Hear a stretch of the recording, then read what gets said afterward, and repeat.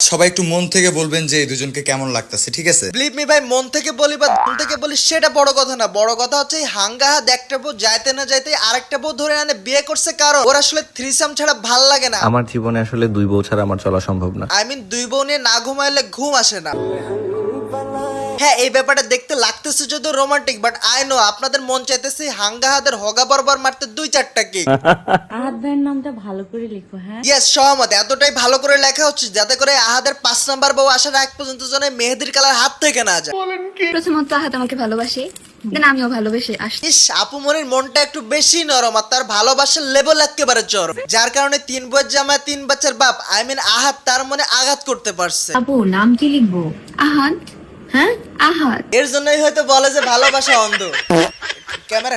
যখন আমি ভালোবাসবো তাকে, সে যখন আমার ভালোবাসাটা ফিল করবে, আস্তে আস্তে ঠিক হয়ে যাবে। হ্যাঁ, আসলেই ভালোবাসাটা ইম্পর্টেন্ট, কারণ তিনজনের ভিতরে যদি এই ভালোবাসার বন্ডিংটা না থাকে তাহলে কি থ্রিসাম জমবে?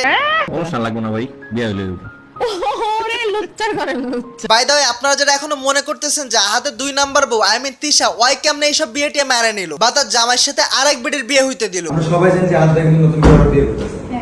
আপনি রাজি হলেন কেন? আমি বললাম বিয়েতে রাজি হয়েছেন কেন? এ ভাই, ওর বই তোর ধরে টারা বিয়ে দিছে, যেটা কিনা সে আগের ভিডিওতেই প্রকাশ করছে। তোমাকে আইসক্রিম দিয়ে দিব, সোজাও কেন? সামনে তোমার বিয়ে। ইভেন ভাই, তোরা তো আগে থেকেই জানতি আর একসাথে হয়তো বসে প্ল্যানও বানাইছিস, যেটা কিনা আগের ভিডিওতে তোরা হালকা হালকা হিন্ট দিছিস। খুব তাড়াতাড়ি আপনারা একটা ধামাকা খুশি খবর জানতে পারবেন। আর এটা সম্পূর্ণ ক্রেডিট হচ্ছে আহাদ ভাই। মানে আজকে থেকে শুরু করে আগামী 15 তারিখ পর্যন্ত বিভিন্ন রকমের আয়োজন হবে এবং অনেক অনুষ্ঠান হবে। তাহলে ভাই এখন এসে আমরা নাটক করার কি আছে? আমি বললাম বিয়েতে রাজি হয়েছেন কেন?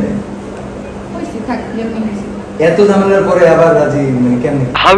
আমিও জানি না, বাট অন্যদিকে আবার এদের এই হাঙ্গামাঙ্গা কাহিনী দেখে আহাদের 3 নাম্বার বউ আখি আবার এসে সেখানে কমেন্ট করে তার সময় নাকি সবকিছু সেম ভাবে নাটক করে আয়োজন করা হয়েছিল। নাও ইমাজিন এইসব ভিউ ব্যবসায়ীরা ভিউ ব্যবসার জন্য ঠিক কতটা নিচে নামতে পারে, যে প্রেজেন্ট বউ শুধুমাত্র ভিউ ব্যবসার জন্য জামাইরে বর্ষা যায় অন্য বেটির লগে বিয়ে দিতে পারে। তাদের দুজনকে আসলে মানাইছে কি মানায় নাই?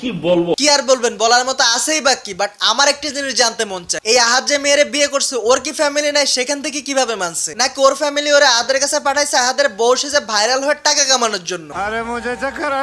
কি আর বলবো, এদের পুরো নাটকের কাহিনী দেখে আমার নিজেরই মাথা ওলাই গেছে। আপনাদের কার কি মনে হয় একটু কমেন্ট করে জানা যায় তো।